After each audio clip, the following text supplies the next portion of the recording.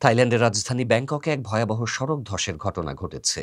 বুধবার সকালে দুসিত জেলার সামসেন রোডে ভূগর্ভস্থ মেট্রো রেলের নির্মাণ কাজ চলার সময় দুর্ঘটনাটি ঘটে।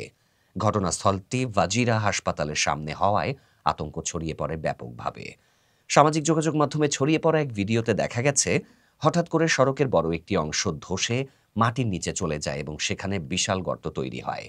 ভিডিওটি দ্রুত ভাইরাল হয়ে নেটিজেনদের মধ্যে আতঙ্ক সৃষ্টি করেছে। অনেকে মন্তব্য করেছেন, দৃশ্যটি যেন কোনো প্রলয়ঙ্কারী সিনেমার দৃশ্য। ঘটনার পর হাসপাতাল কর্তৃপক্ষ নিরাপত্তার স্বার্থে বহির্বিভাগের সেবা সাময়িকভাবে বন্ধ ঘোষণা করে। প্রায় ৩,৫০০ রোগীকে তাদের নির্ধারিত অ্যাপয়েন্টমেন্ট পিছিয়ে দিতে হয়।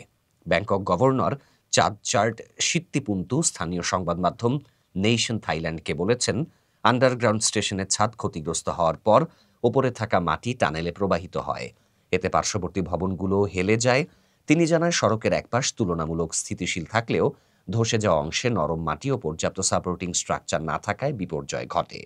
ইন্টারনেটে ভিডিওটি নিয়ে নানা রকম প্রতিক্রিয়া দেখা গেছে। কেউ লিখেছেন, এত কাছে দাঁড়িয়ে ছবি তুলতে যাওয়া বিপজ্জনক। আরেকজনের মন্তব্য, এটা দেখাটা সত্যিই ভয়ের। অনেকে আবার কৌতুক করে লিখেছেন, এক রাতেই ব্যাংককের রাস্তা ভেঙে পড়ল। এই দুর্ঘটনায় হতাহতের খবর পাওয়া যায়নি। তবে কর্তৃপক্ষ বলেছে ভবিষ্যতে এ ধরনের বিপর্যয় এড়াতে নির্মাণ কাজ ও মাটির গুণগত মান নতুনভাবে পরীক্ষা করা হবে।